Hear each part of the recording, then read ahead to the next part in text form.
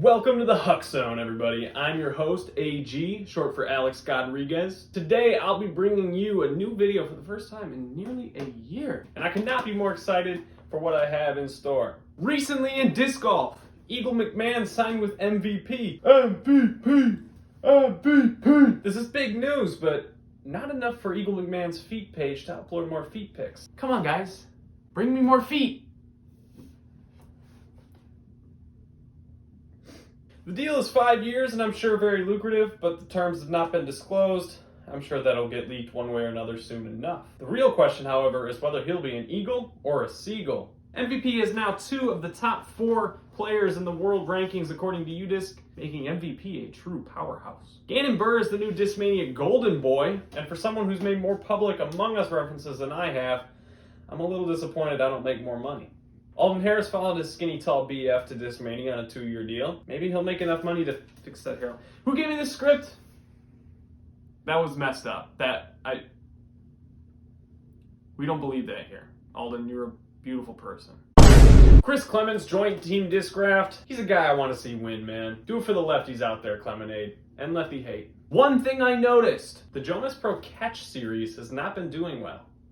At all. I think I speak for everyone when I say I love Jomez Pro, and I can acknowledge what they've done for the sport. Without Jomez Pro, there's probably no DGN, there is no Big Sexy Barry, and there is no Queen of England. I don't think Brian Earhart's at fault for the lack of views. It's just a considerable downgrade from their past off-season shows, like Jomez Pro Putting Game and Showmez. I hope they can turn it around, but I think if they really want this series to blossom, you gotta get better personalities on the show. They gotta find a few more bucks to spend to bring in some bigger names. You can start maybe with Bert Kreischer or Andrew Zimmern or Ben Askren. Those are the 3, easiest names, and that'd be a good start. Maybe those guys have been overused in the disc golf world at this point, but it might bring in some more eyes. You could also bring in bigger disc golfers too, and maybe even mix up the hosts. Look, it's definitely naive for me to say, just go do that. That's so much better. Here's my idea. What if you got 2 completely random personalities that have never met before, never talked, and if they have, very little. One inside disc golf, one outside. Playing catch has an interesting way of connecting people.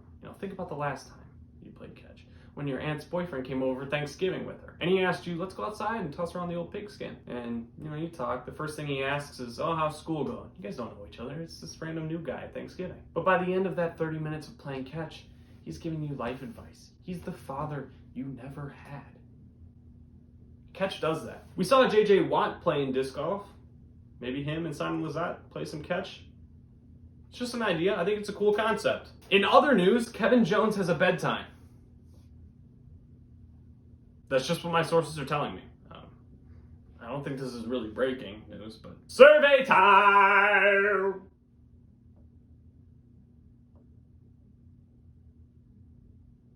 If Barack Obama was a sponsored disc golf professional, what brand do you think he'd throw? My vote's Latitude 64, because he would love the hope. Let me know in the comments below. Oh, I'm receiving word. I have breaking news. I have an epic announcement. Epic announcement!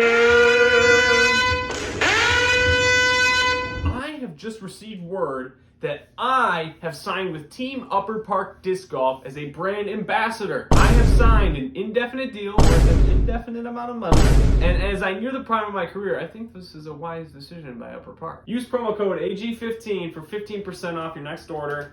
Buy something nice. I see that bag you use. That bag you got when you first started playing. You used it to carry just a Fly-Dye Champ Shrike and a 6-pack of warm beer. You didn't even wear a shirt when you put the strap on yourself, and now it smells like a skunk snuck into a locker room, and there's a hole in the bottom because a mouse chewed through it thinking the lettuce you were hiding in there was real lettuce, and now your DX Cobra keeps falling out when you try to put it in there, and you're really sad because you love that DX Cobra, but you can't bring it because you can't hold it in your bag. Code AG15. You deserve better. Old news. That's my old person impression. The Florida Open was renamed the Chess.com Invitation. I'm a huge fan of chess. GM Hikaru, Magnus Carlsen, Daniel Naroditsky is a fucking prophet. But what's next? The winner is no longer crowned the champion, but rather the Pog Champ? DGWOTW, that means Disc Golf Word of the Week. This week's word is beef. I'll say it one more time for the people in the back. Beef! When we're talking disc golf, the word beef refers to the magnitude of which a disc fades at the end of its flight. In a sentence, we might say, wow, that flat top Firebird is beefy. Or, that thing's got some beef to it. Much like your mother.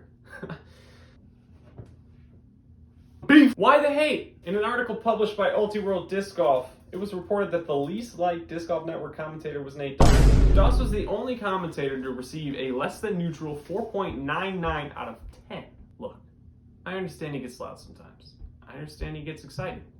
I understand that sometimes he gets really mad at Terry Miller for forgetting to make his bologna sandwiches. Shout out Uncle for that one. But does he truly deserve a less than neutral rating? In my opinion, no.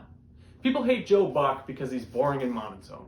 People hate Chris Collinsworth because he's always glazing. If anyone glazes on DGN, it's Philo Brathwaite, and I like Philo Brathwaite. The best calls in sports are the ones done with enthusiasm, so let's not punish the actual commentators who do that.